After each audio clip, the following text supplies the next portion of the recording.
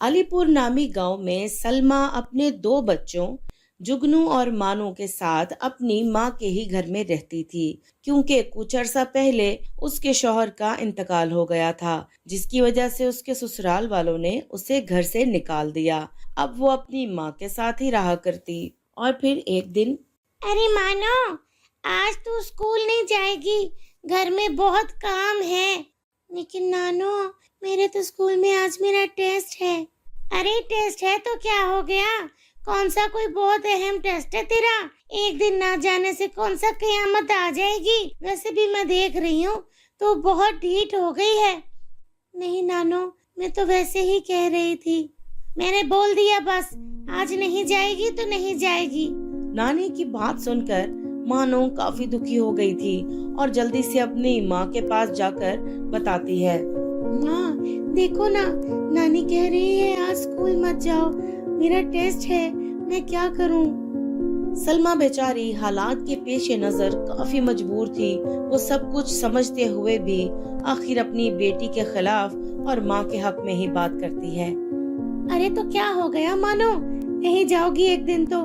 माँ ठीक ही तो कह रही है, लड़कियों को घर के कामकाज भी सीखने चाहिए बेटा।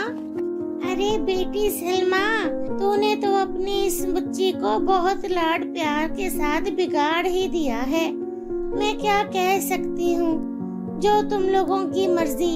इतना कहकर सलमा की माँ मुमताज बेगम वहाँ से चली जाती है और अब तो मुमताज बेगम और सलमा किसी न किसी तरह मानो को घर के कामों में ही उलझाए रखती। और फिर एक दिन मानो और जुगनू का 12वीं का रिजल्ट आ जाता है। दोनों खुशी खुशी नानी के पास अपना रिजल्ट लेकर जाते हैं। नानी जुगनू के हाथ से रिजल्ट कार्ड देखती है और कहती है, अरे वाह मेरे बच्चा, तू तो बहुत अच्छे नंबर लेकर पास हुआ है, शाबाश मेरे लाल। तभी मानो भी अपना रिजल्ट कार्ड नानी को दिखाकर कहती है, नानी मैं भी बहुत अच्छे नंबरों से पास हुई हूँ। हाँ हाँ ठीक है। और नानी उसकी बात को नजरअंदाज करके उसे अपने लिए चाय बनाने का कहकर भेज देती है। और मानो के जाने के बाद जुगनू अपनी नानी से कहता है, नानी मुझे क्रिकेट के कोचिंग सेंटर में एडमिशन लेना है। हाँ मेरा बच्चा, क्यों नहीं, मेरा बेटा जरूर ही सचिन तेंदुलकर बनेगा एक दिन। तो कल ही एडमिशन ले ले मेरा बच्चा, जितने पैसे लगेंगे मैं दे दूंगी। और मुमताज बेगम अक्सर ऐसे ही किया करती, अपनी ज्यादातर मोहब्बत जुगनू पर बेजान निछावर करती और मानो को किसी न किसी तरह इग्नोर करती रहती। और फिर एक दिन सलमा और मुमताज बेगम जाकर जुगनू का एडमिशन करवा देती हैं। जब ये बात मानो को पता चलती है तो वो बहुत गुस्सा होकर अपनी नानी के पास आती है। नानी मुझे भी एडमिशन लेना है ना, आगे मुझे अपनी पढ़ाई मुकम्मल करनी है। अरे तो क्या करेगी पढ़ाई करके? आखिर जाना तो तुझे अगले घर ही है ना, घर के काम काज सीख ले और ये पढ़ाई का भूत ना अपने सर से उतार फेंक। तेरी पढ़ाई के खर्चे कौन करेगा? इतना कहकर मानो की नानी वहाँ से चली जाती है और उस दिन के बाद से मानो की पढ़ाई हमेशा के लिए छूट जाती है। और मानो की नानी मानो से सारे घर के काम करवाने लगती है।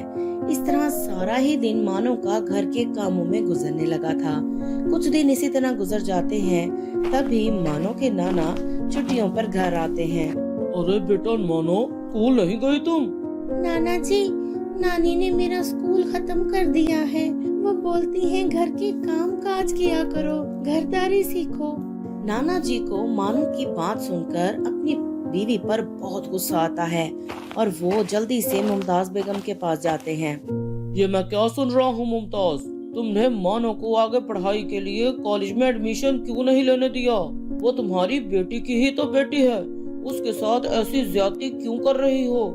अरे आप भी कमाल करते हैं, लड़की जात है, क्या करेगी इतना पढ़कर? वैसे भी उसे अगले घर ही तो जाना है, जाकर घरदारी ही करनी है, तो घरदारी ही सीख लेना। तुम्हारी ये किस तरह की सोच है? तुम खुद सोचो, अगर सलमा भी पढ़ी लिखी होती तो अपने शौहर की मौत के बाद अपने पैरों पर खड़ी हो सकती, लेकिन अनपढ़ होने की वजह से उसे हमारा सहारा लेना पड़ रहा है। अब मानो को पढ़ाई छुड़ाकर तुम उसे भी नकारा बनाना चाहती हो, लेकिन मेरे होते ऐसा नहीं होगा। और वहाँ से जाकर मानो के पास जाकर कहते हैं, मानो बेटा, कल तुम्हारा एडमिशन बहुत अच्छे कॉलेज में मैं करवाऊंगा। मेरी जिंदगी में तुम कभी भी पढ़ाई नहीं छोड़ोगी। तुम्हारा जितना दिल चाहे तुम पढ़ लो। अपने नाना से हौसला पाकर मानो बहुत खुश होती है और कहती है, जी नाना जी, मैं खूब दिल लगाकर पढ़ाई करूंगी और मैं कलेक्टर बनूंगी। हाँ, ये हुई ना बात। शाबाश मेरा बच्चा। तो मेरे प्यारे दोस्तों, कैसी लगी आपको हमारी आज की कहानी? कहानी आपको पसंद आई हो तो इसे लाइक जरूर करें और चैनल को सब्सक्राइब करना ना भूलें।